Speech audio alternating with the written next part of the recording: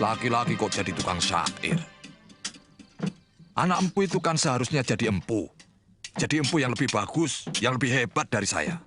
Den Dwi Pangga itu memang tidak pernah tertarik dengan pekerjaan ini, Romo Empu. Katanya, empu itu mengabdi pada para pembunuh. Tapi kalau penyair adalah pencinta kehidupan. Pintar bicara anak itu. Siapapun yang sudah ditotol oleh Dewata untuk menjadi pembunuh. Bakar. Tanpa alat pun, dia akan jadi pembunuh. Ayah, saya mau pergi ke rumah teman. Ini lagi. Aku tidak pernah tahu apa maunya. Lontang-lantung. Sini kamu.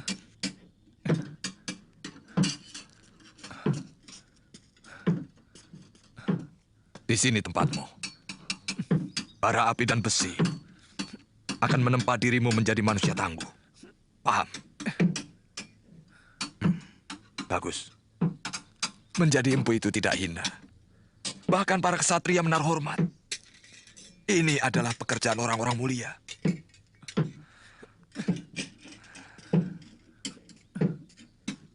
Sudah sana. Baik, Ayah. Mereka tidak sadar bahwa kehormatan keluarga, kecukupan harta yang mereka nikmati dari bayi, adalah karena kemampuanku dalam membuat senjata.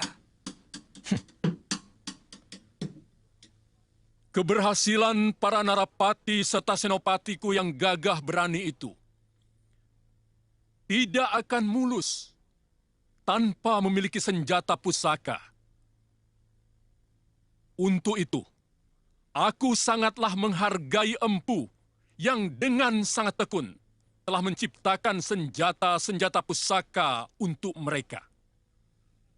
Untuk jasanya yang tidak terkira itu, aku hanya bisa memberi hadiah yang nilainya jauh lebih sedikit dibanding rasa terima kasihku yang hampir tidak bisa diukur dengan angka.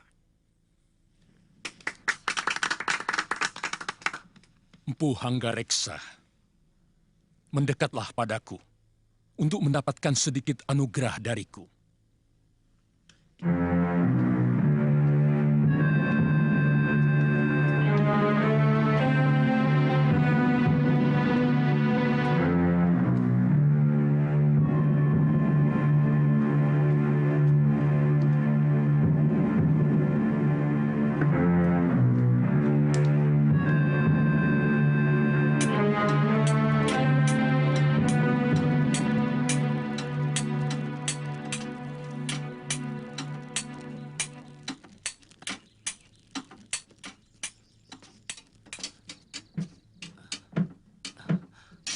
Sudah agak lama aku hanya membuat alat pertanian. Tapi dengan mutu baja yang lebih baik dari yang biasa dibuat. Mengapa? Padahal kata Ayah, semua senjata pusaka buatan paman pasti hebat. Membuat alat pertanian adalah pengabdian pada rakyat. Sedangkan membuat senjata adalah pengabdian kepada hawa nafsu. Yang akhirnya akan menyengsarakan rakyat. Tetapi yang saya tahu, pada saat ini masih banyak para pendekar yang menjadi begundal-begundal para hartawan yang jelas-jelas memeras rakyat, Guru. Bagaimana itu? Itu namanya bukan pendekar.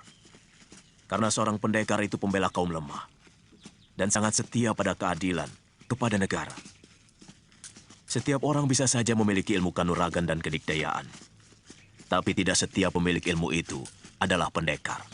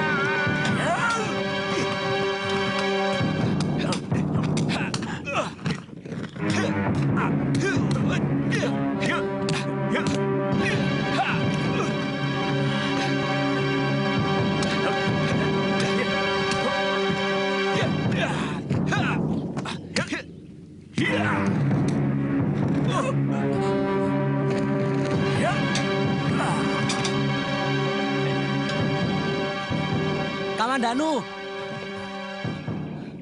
gunakan jurus naga puspamu.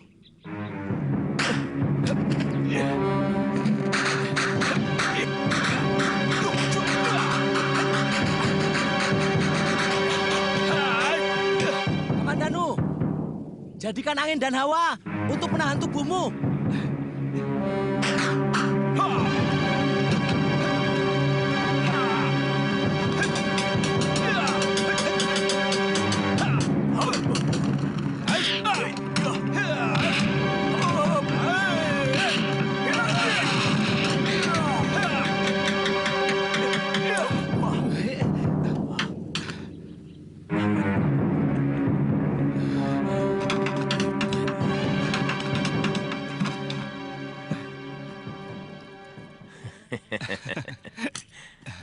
Kau berhasil mengecohku.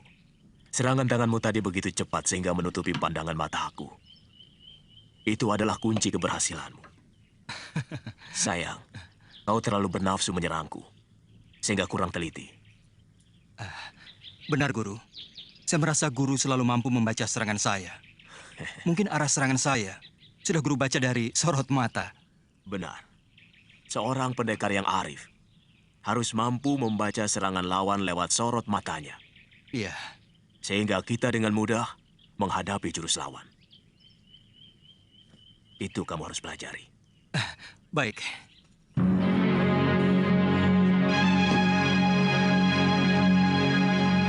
Alangkah besar anugerah Baginda terhadap kita.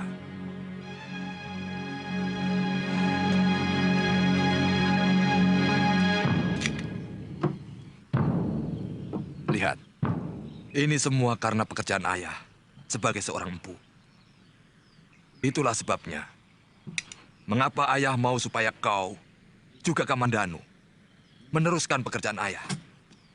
Bahkan seorang adipati pun belum tentu menerima anugerah sebanyak ini.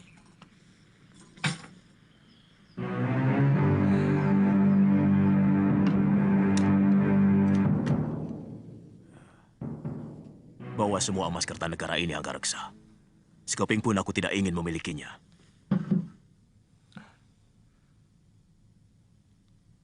Jangan berlebihan, Kakang. Aku tidak mau mengangkangi semuanya. Karena di sini ada hak Kakang. Banyak senjata pusaka ciptaan Kakang yang dikirim ke Singasari melalui tanganku. Semua aku kerjakan untukmu. Bukan untuk Kertanegara, karena kamu adalah adik seperguruanku. Dan ku minta agar kamu tidak berusaha untuk merubah sikapku yang tidak suka kepada kebijaksanaan Sang Prabu. Baik, kita sudah sangat berselisih jalan. Ya, bahkan kita sudah berselisih paham. Kau sudah mulai silau oleh Gemilang Emas. Kakang, selama uang ini bukan hasil rampasan, aku tidak pernah merasa malu menyimpan hartaku yang kudapat dari keahlian dan tenagaku sendiri. Selamat tinggal, Kakang.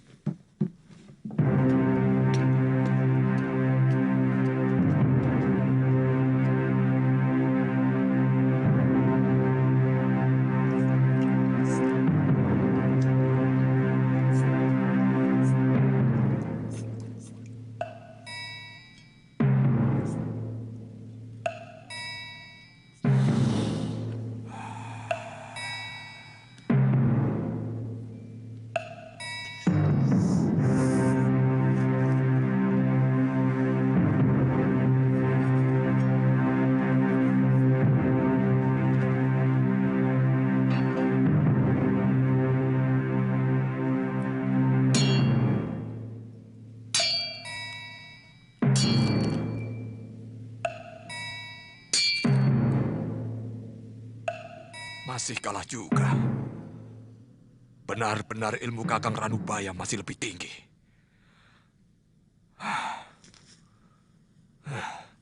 Kakang Ranubaya akan membahayakan kedudukanku. Ini tidak boleh terjadi.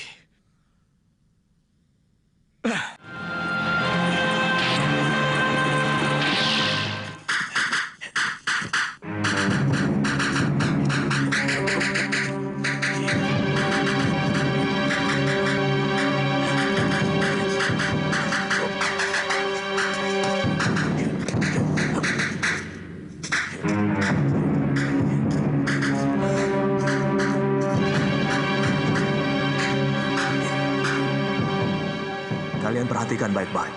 Akan kuperlihatkan beberapa jurus pedang naga puspa.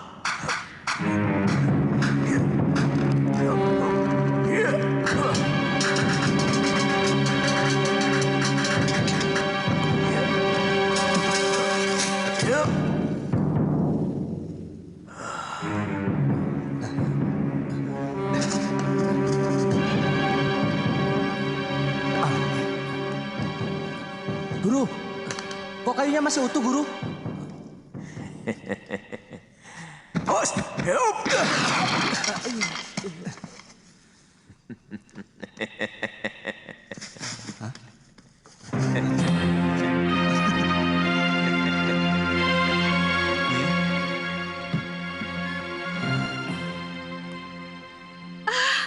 Nyi Dan Ronggot, bagus.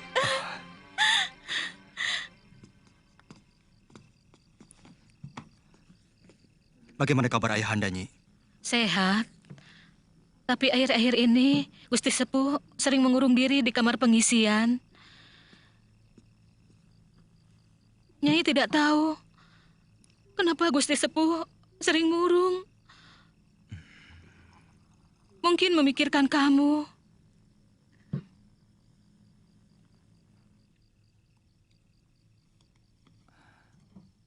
Apakah Ayahanda sudah tidur? Gusti Sepuh tidak pernah tidur sore. Datanglah dan minta maaf. Iya, iya, Nyi.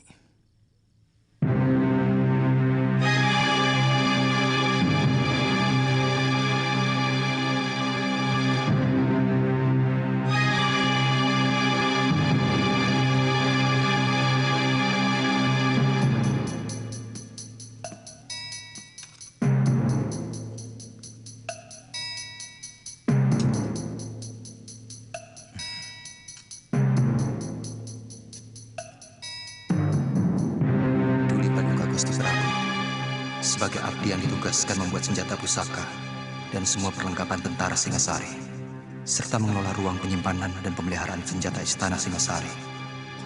Maka sesuatu yang merongrong kewibawaan negara benar-benar menghantui pikiran hamba.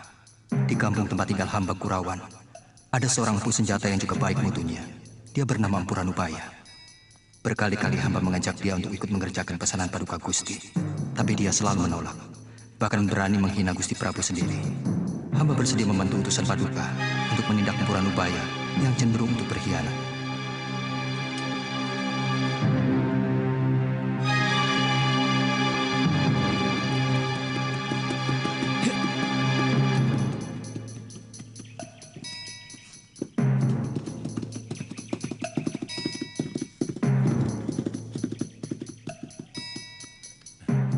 Bicik. Masalah keris Empu Gandring sudah lama selesai. Wadal sudah cukup. Bahkan ayahandaku sendiri juga telah menjadi korban. Mulai dari Eyang Tiriku, Ken Arok, Anusapati, Toh Jaya, dan Ranggawuni ayahku, semua telah menelan kutuknya. Ampun, Gusti. Itulah ketupetan Ranubaya. Hamba sudah berusaha meluruskannya, tapi dia tetap dengan pendiriannya. Terutama pada masalah yang terakhir. Ampun, Gusti. Ranggalawe, Kelihatannya di surat Ayahanda, semacam ada persaingan antara beliau dengan guru. Aku tidak pernah merasa bersaing dengan siapapun. Ayahmu seharusnya tidak perlu mencemaskan aku. Dengan penolakanku untuk tidak bekerja sama kepada Singasari, seharusnya dia lebih merasa gembira karena tidak ada saingan. Aku heran, malah dia membabi buta.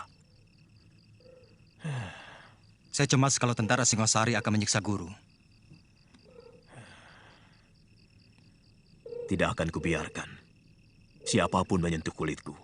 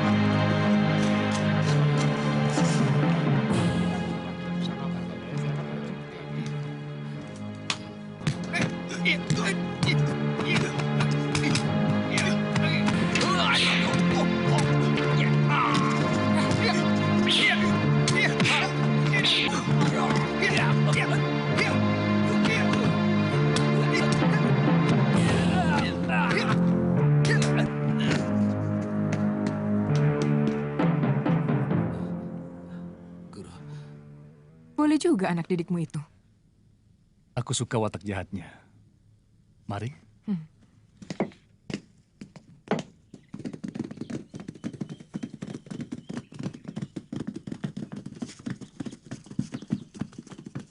Kelihatannya sudah mulai sore. Apa tidak sebaiknya kita menginap di Apajek ini, Tuan Hanggarksa? Benar. Kita bisa kemalaman di hutan Gandasari. Saya pikir lebih baik kita menginap di sini. Tapi semuanya terserah pada Tuan Ranggalawe. Cari penginapan yang terbaik.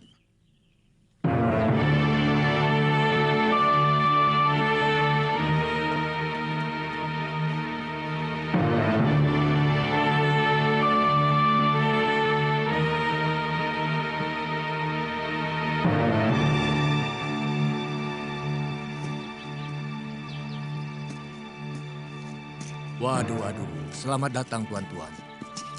Apakah tuan ingin menginap? Carikan kamar yang terbaik untuk Tuan Ranggalawe dan Empu Hanggarksa. Baik, tuan.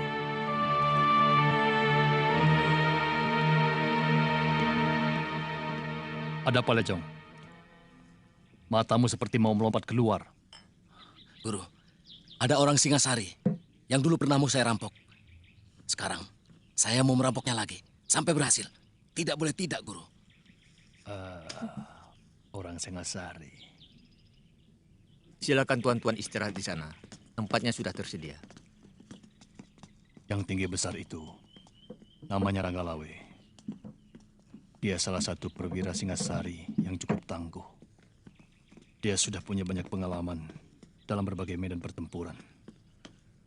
Anak Wiraraja itu sangat sakti.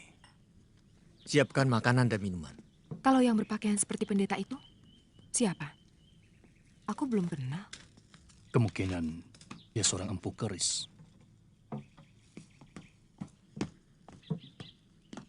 Kalian masih kenal saya?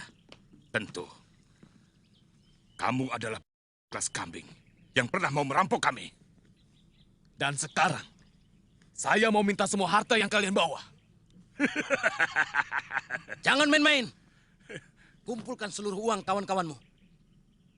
Katakan pada mereka, aku sangat butuh.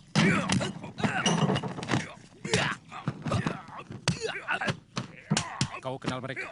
Ya, dulu pernah mau saya buntungi kedua tangan mereka. Saya harus menghukum kedua orang itu.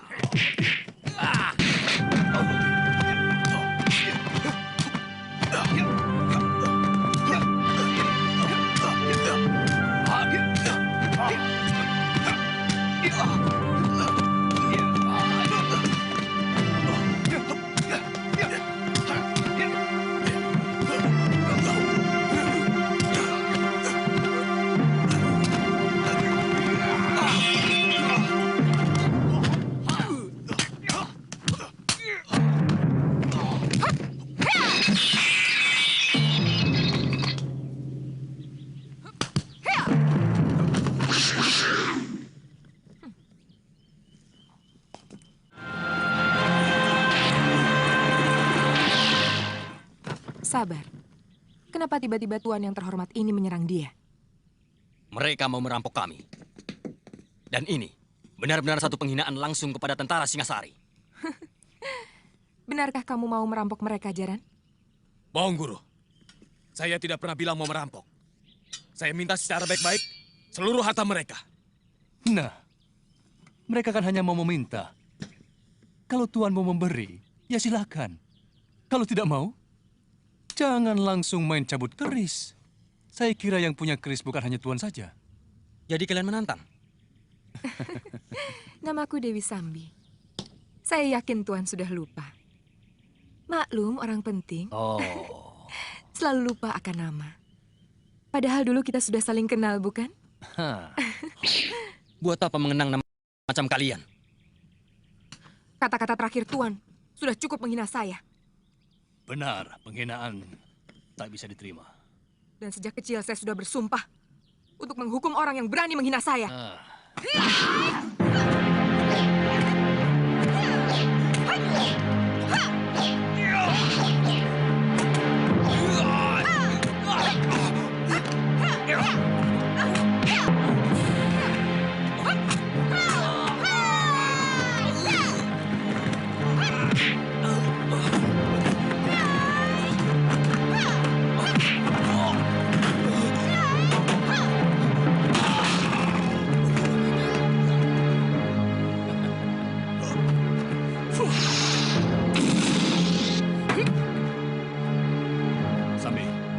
Biar aku yang mengurus orang-orang Singasari ini.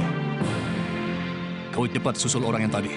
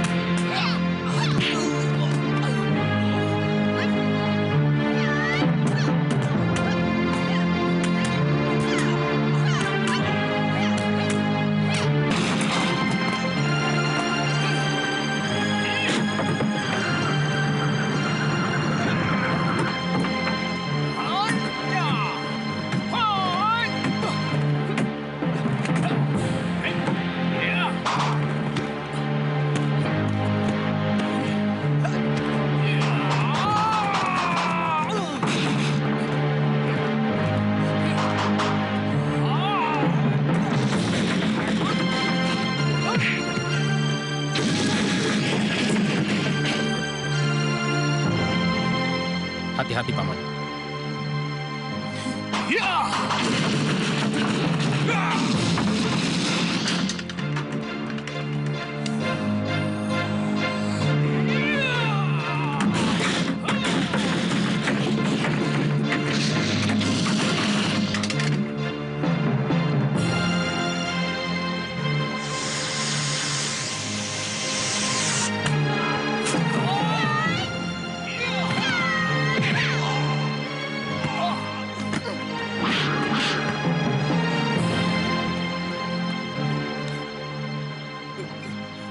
Selamatkan nyawanya, Paman. Biar aku yang menghadapi mereka.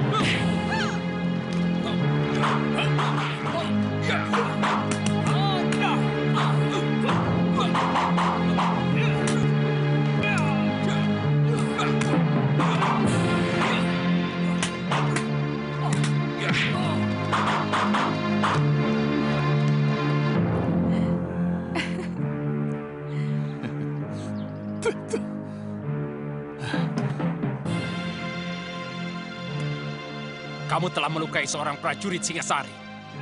Artinya, kamu sudah berani melawan negara. Gampang sekali mencap orang melawan negara. Sebagai pimpinan, seharusnya Tuan bisa lebih bijaksana. Apakah Tuan tidak melihat sendiri anak buah Tuan itu berbuat sewenang-wenang? Menghina dan mencerca orang seenak perutnya. Jangan memutar balik kenyataan, Nyi Sanak. Aku melihat kalian memang sengaja memancing keributan. Itu juga tuduhan Tuan, bukan perbuatan kami.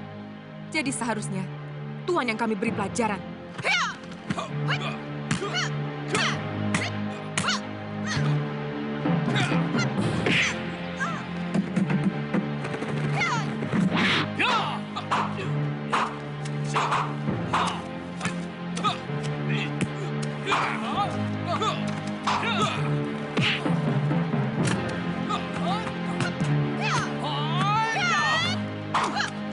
Yeah.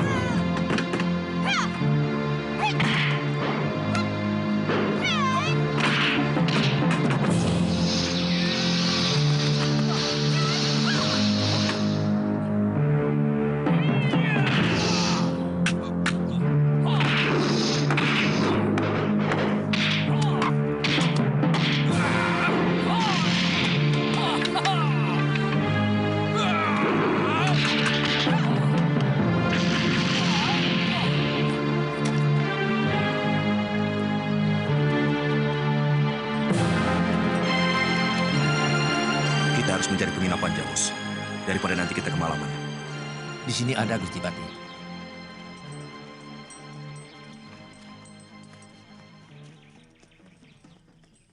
Tuan Ranggalawe, kalau Tuan mampu mengalahkan saya, silakan kami semua Tuan bawa ke penjara Singasari. Tapi kalau saya mampu mengalahkan Tuan, kami semua harus dibebaskan. Dan jangan ada lagi yang menghalangi langkah kami. Boleh. Tapi yang disebut kalah adalah sampai mati. Kau atau aku yang mati. Itu yang mengganggu langkah kami. Tuan Ranggalawe, syarat Tuan kami terima. Tapi jangan salahkan saya kalau Tuan mati lebih dulu.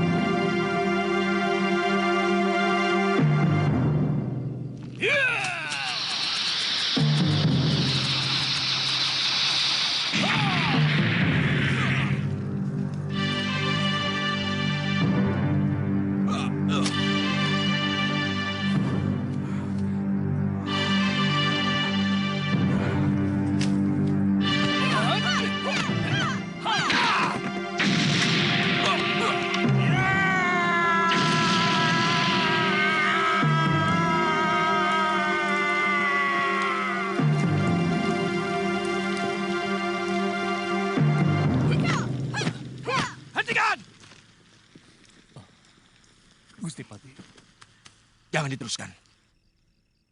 Tuan Patih Kebawamundara, apa urusan Tuan dengan kami?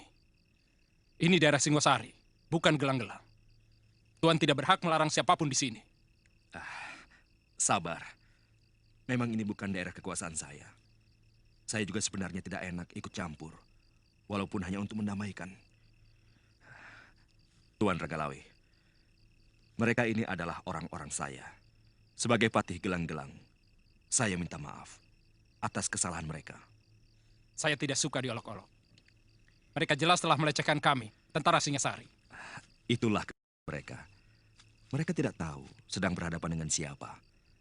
Mereka tidak kenal Tuan Ranggalawe yang sudah termasyur sebagai Panglima Perang Pilih Tanding.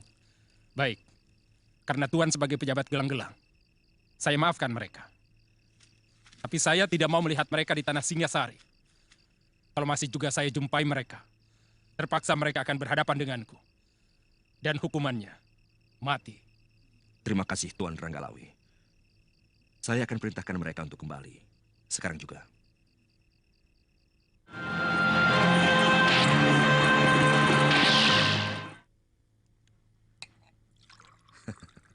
Aku tahu, kalian pasti kecewa. Biasanya seorang pendekar akan selalu penasaran bila menghadapi pendekar lain yang mumpuni. Tapi kali ini, aku minta kalian benar-benar menyadari ada kepentingan yang lebih besar dari sekedar mengalahkan Ranggalawe.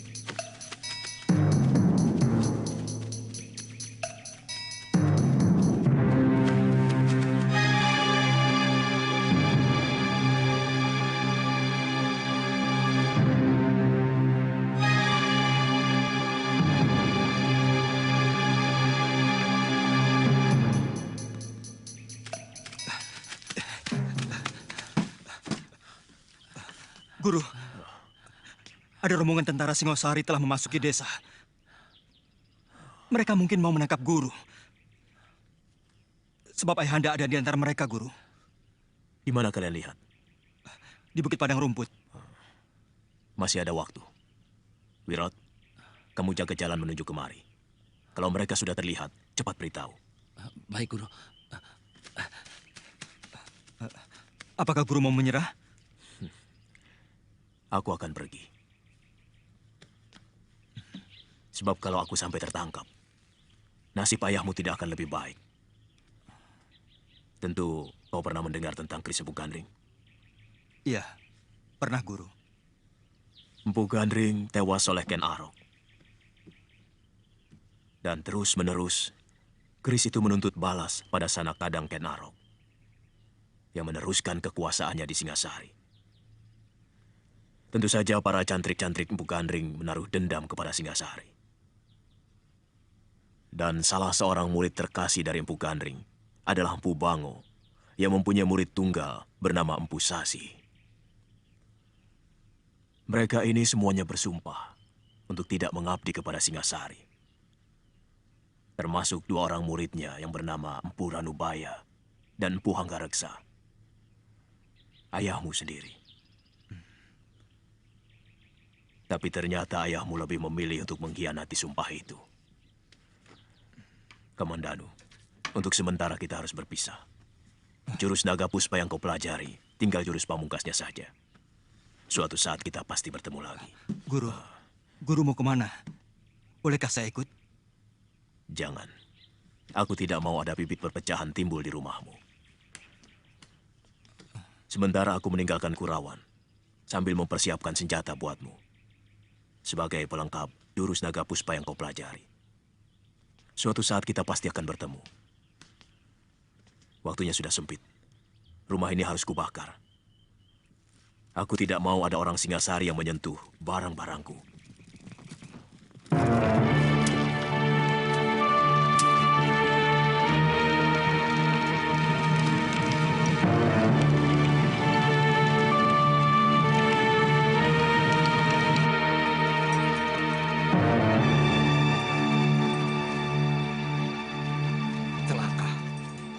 Ada apa, Tuan? Rumah Ranubaya terbakar. Pasti ada yang tidak beres.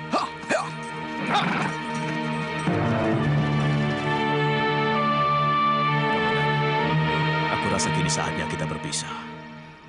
Aku berjanji suatu saat aku akan mencarimu. Untuk menyerahkan keris yang aku ciptakan. Untuk melengkapi jurus naga puspa. Aku minta kamu harus mengamalkan ilmu itu.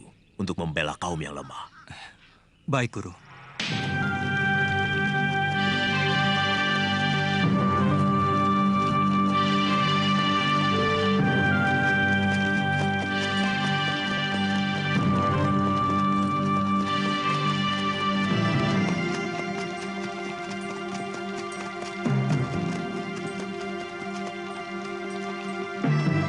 Cari di sekitar tempat ini.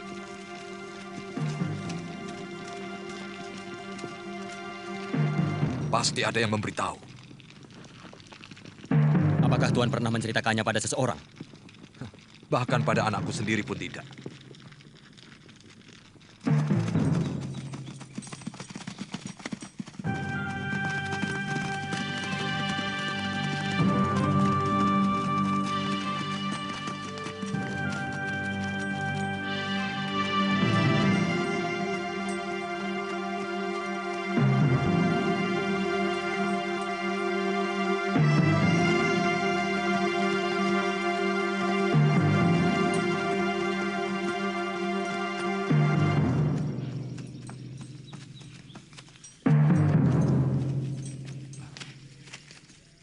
Kamandanu, mengapa kau di sini?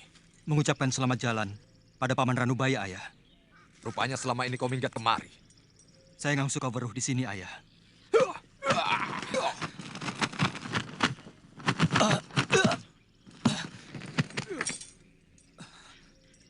Kurang ajar. Kau pasti sudah ketularan pikiran pamanmu yang keblinger.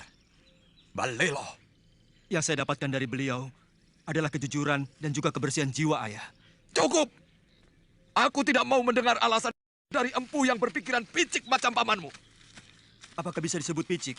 Hanya karena beliau tidak sejalan dengan pemikiran Gusti Prabu Kertanegara yang lebih mementingkan kekuasaannya daripada kemakmuran rakyatnya. Kurang ajar. Kamandanu! Kau harus mempertanggungjawabkan mulut yang telah berani lancang. Saya tidak akan lari dari tanggung jawab.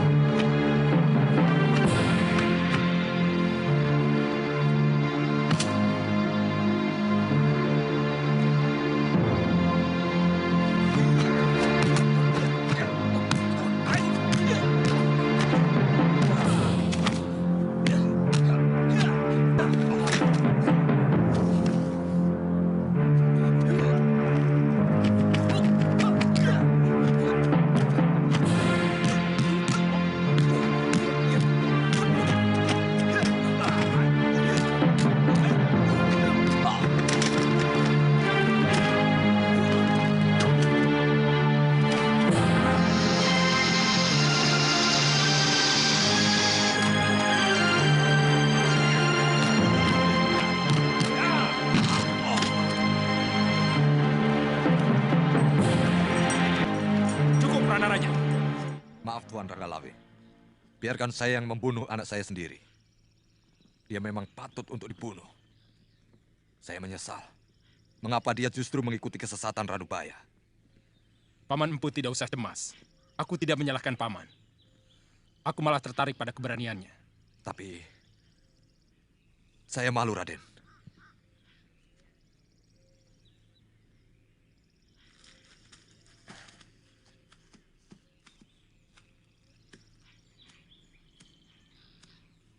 Aku kenal jurus-jurusmu. 12 jurus naga puspa, ciptaan Pugandri. Kukira ilmu itu sudah lama sirna. Ternyata masih ada yang mewarisi. Kau siap, Kamandanu?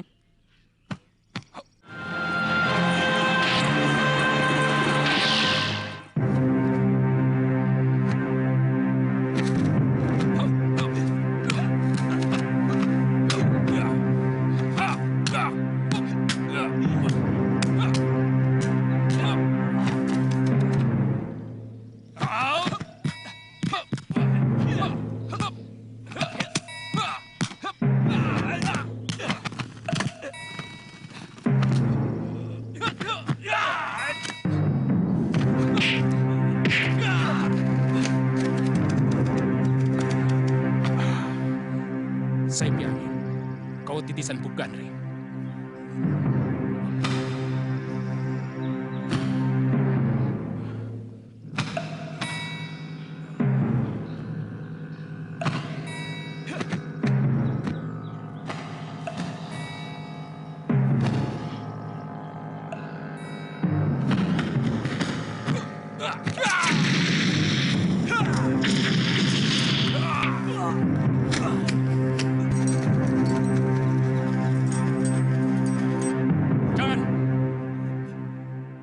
Aku sangat menghargai kejantanan dan keberaniannya. Dia pemuda yang patut kita hargai. Karena sikap yang jelas dan berani bertanggung jawab pada perbuatannya.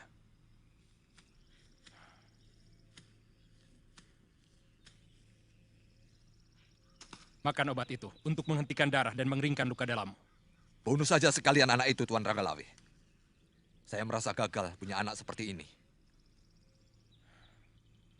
Dia berbakat menjadi seorang pahlawan. Karena dia setia pada sikap. Kamandanu, kau kuampuni. Kau boleh pergi sesuka hatimu.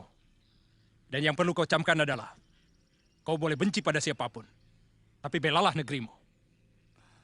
Terima kasih, Gusti. Maafkan saya, Ayah. Maafku sudah kering, diserap oleh kekecewaanku padamu. Kau terlarang untuk datang ke rumahku, bahkan ke desa Kurawan ini. Pergilah. Ikuti terus jalan pikiranmu yang liar tanpa kendali itu. Sudah lama aku merasa tidak punya anak seperti kamu. Tidak apa-apa, Ayah. Saya akan tetap merasa bahwa saya anak Empu Hanggareksa.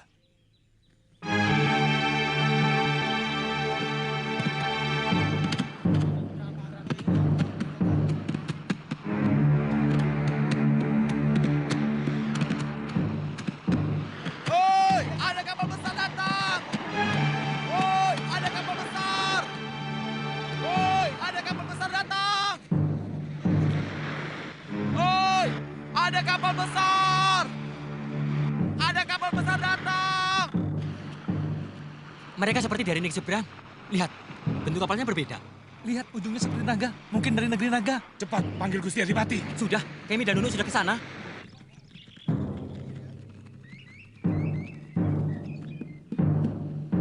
Ya, terus. Dorong, rapat. Terus. Dorong terus. Ayo, rapat terus.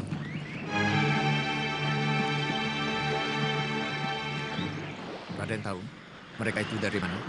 Ya, saya pernah mendengar cerita bahwa orang yang bermata sipit dengan pakaian yang indah gemerlapan itu pasti orang daratan Cina.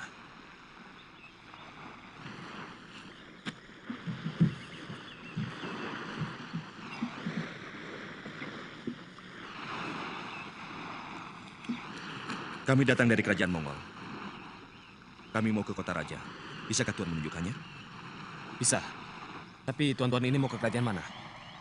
Karena di sini banyak sekali kerajaan-kerajaan kecil dan kerajaan besar. Saya mau ke kerajaan Jawa.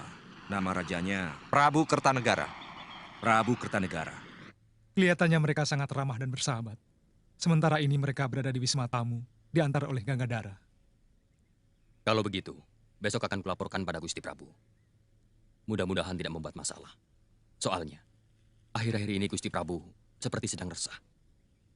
Aku yakin akan terjadi hal yang mengagetkan. Kalian tahu, sejak dulu Maharaja Genghis Khan, penguasa negeri Tartar itu, ingin sekali menguasai kerajaan di bumi Jawa ini. Tapi belum terlaksana. Jangan-jangan utusan itu akan menantang Singasari.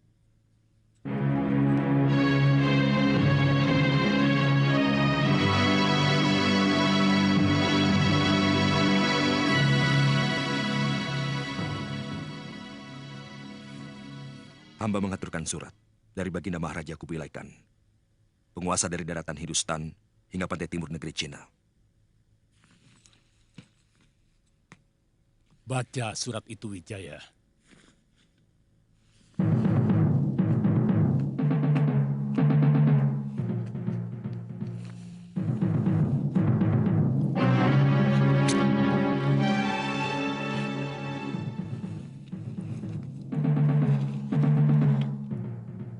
Salam sejahtera buat Tuan Prabu Negeri Jawa. Aku Maharaja Kubilai Khan, pemimpin bangsa Yuan yang kekuasaannya menghampar dari tanah Hindustan sampai ke ujung timur negeri Cina. Akan menjamin keselamatan negeri Tuan kalau Tuan mengakui kekuasaan kemaharajaanku yang perkasa. Pasukan kuat kami mampu bergerak seperti badai gurun pasir, menghancurkan siapa saja yang berani menentang kekuasaanku. Kapal-kapal lautku mampu menutup lautan dan sungai-sungai di negeri Tuan. Sebaliknya, kalau Tuan Prabu menerima ajakan baikku, maka kami akan membuka perdagangan dengan negeri Tuan dengan perasaan damai. Jawaban Tuan Prabu sangat kutunggu.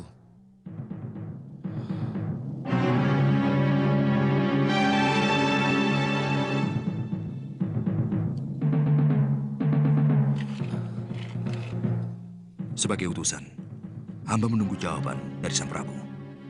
Mendekatlah kau kemari.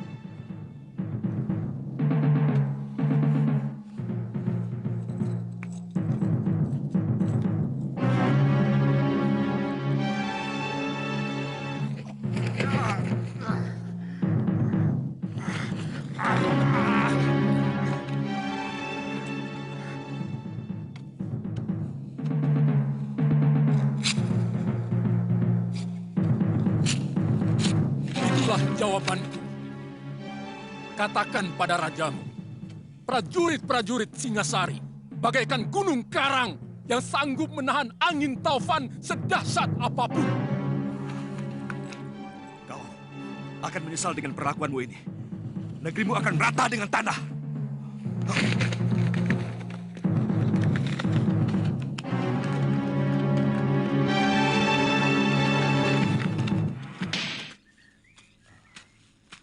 Sedang apa, Mbok? Jemur gaplek. Kok seperti bukan orang sini? Betul, saya ini orang kabur kangenan. Boleh saya minta airnya untuk membasahi tenggorokan saya? Oh, ya tentu. Nah, itu gentong berisi air. Buat siapa saja yang haus. Silakan. Iya, iya.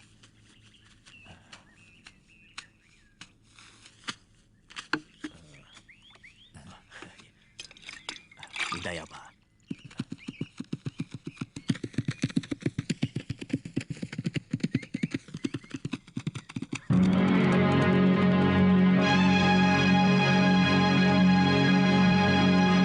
Awas, ya.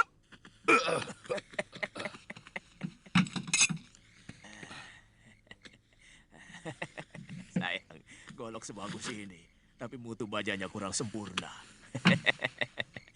Dia tidak bisa berbuat apa-apa. Kalau lawannya dengan golok yang mutu bajanya lebih sempurna. Agaknya kau mengerti tentang senjata orang tua. Tuhan bisa bahasa kami. Bagaimana dengan ini? Tenaga dalammu yang bagus, bukan golok Tuhan. Kamu lihat sendiri. Bagaimana meja itu terbelah dengan mudah.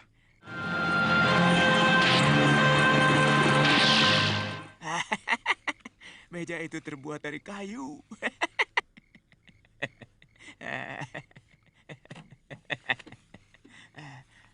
Aku jadi semakin penasaran denganmu orang tua. Siapa sebenarnya kamu? Saya? Saya adalah empu, pembuat senjata. Jadi saya tahu mutunya dan bagaimana sepuhnya. Saya akan buktikan bahwa senjata Tuhan tidak bermutu. Ayo ikut saya.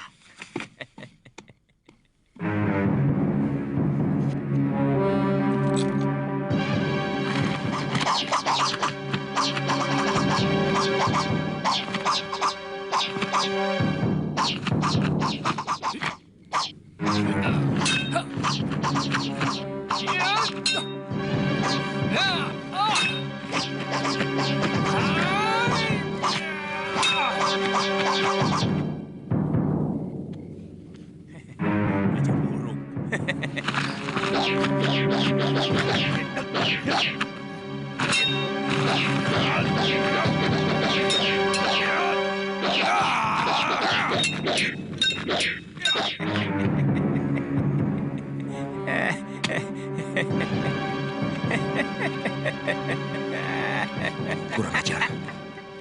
Kita ditertawakan orang Jawa itu. Suruh dia buktikan bahwa senjatanya lebih baik dari milik kita. Orang tua, kau harus buktikan bahwa senjatamu lebih baik dari yang kami miliki.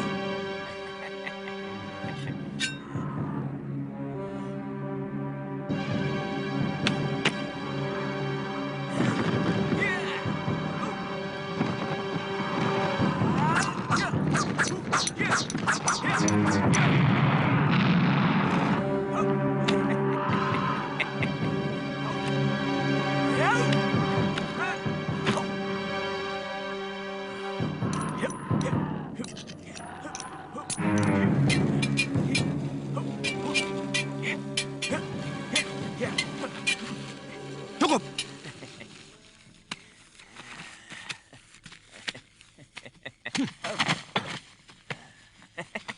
Boleh aku lihat senjatamu orang tua? Ini asli buatan Jawa. Dengan bahan besi yang ada di perut-perut gunung. Di tanah Jawa ini.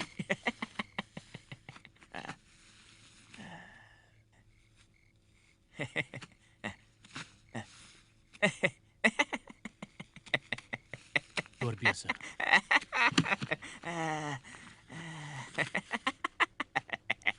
senjata Tuan memang hebat.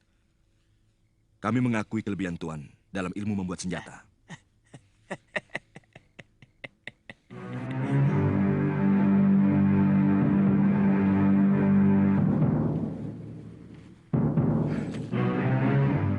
Belum ada tanda-tanda dia muncul.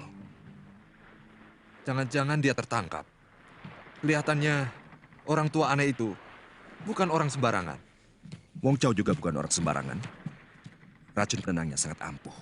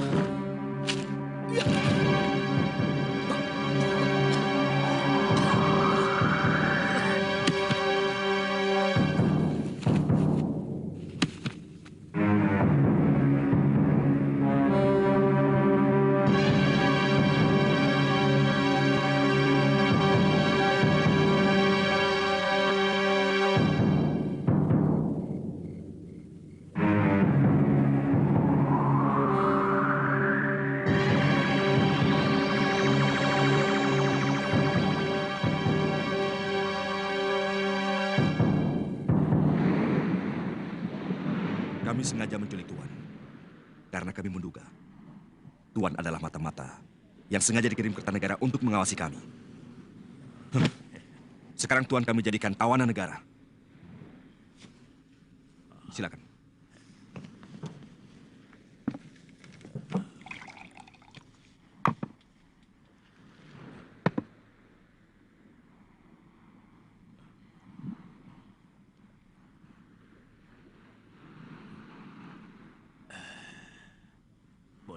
Tidak. Aku tahu. Tuan pasti ingin melupakan bahwa Tuan sedang menjadi tawanan kami.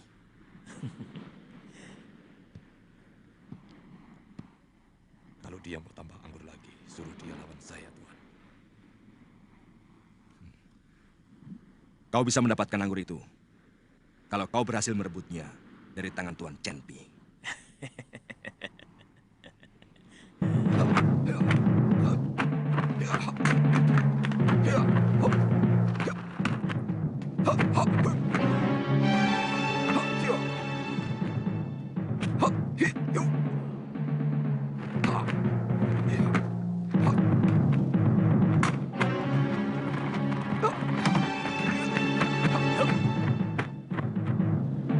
Ayo.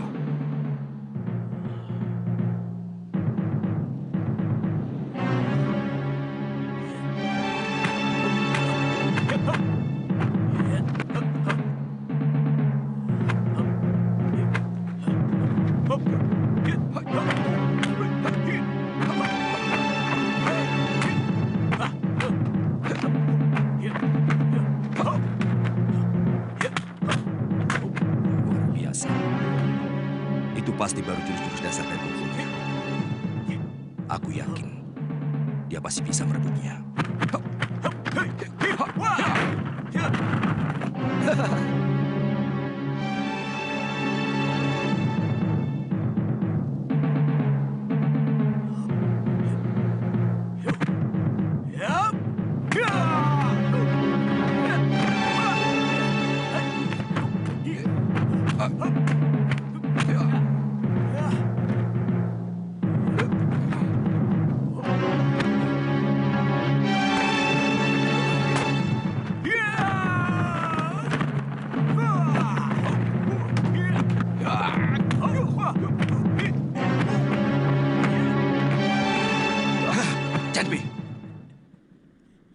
Orang tua ini telah mendapatkan haknya sesuai janjimu. Kau harus jujur.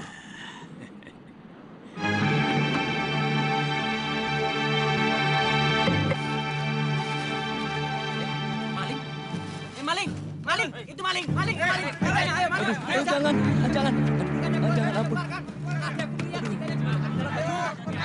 Ampun, Kang. Ampun, saya bukan maling. Benar. Ampun, jangan. Saya tidak nyuri. Bohong. Hentikan!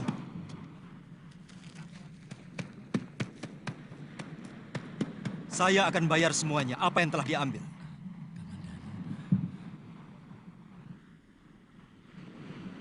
Wirot, kamu mau ikut kalau aku pulang ke Kurawan? Tidak, Kamandanu. Saya mau di sini saja. Saya mau menunggu sampai guru pulang. Ada yang bilang guru telah dibawa oleh kapal dari seberang. Yang pelautnya bermata sipit. Itu orang-orang dari Kitai Nagari.